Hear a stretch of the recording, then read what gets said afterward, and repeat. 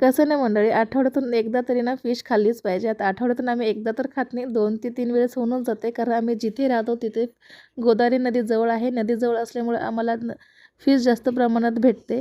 तर बघू शकता मी आज फिश बनवले आहे आणि फिश माझ्या मुलाला खूपच आवडते, म्हणून आम्ही आठवड्यातून 2दा किंवा 3दा तरी बनवतो.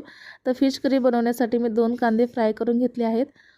त्यामध्ये टोमॅटो, हिरवी मिरची ॲड करून त्याची मी पेस्ट करून घेतली. साईडला एका कढईमध्ये तेल गरम झाल्यानंतर खडे मसाले, कांदा, अद्रक लसूण पेस्ट आणि कांदा टोमॅटोची जी प्युरी बनवून घेतली ती मी छान प्रकारे फ्राय करून घेतली आहे. मसाले छान प्रकारे फ्राय करून घ्यायचे आहेत. मसाले फ्राय होणं खूप गरजेचं आहे. बघू शकता साईडनं तेल सुटलं आहे. कांदा टोमॅटोची प्युरी चांगल्या प्रकारे फ्राय झाल्यानंतर त्यामध्ये मी लाल मिर्च पावडर, कांदा लसूण मसाला आणि गरम मसाला ॲड करून छान प्रकारे मसाला फ्राय करून घेतला होता. त्यामध्ये मी फिश ॲड करून 2 मिनिटं फ्राय करून घेतलं आहे. फिश फ्राय झाल्यानंतर त्यामध्ये आपण गरम पाणी ॲड करून घेतलं आहे मी.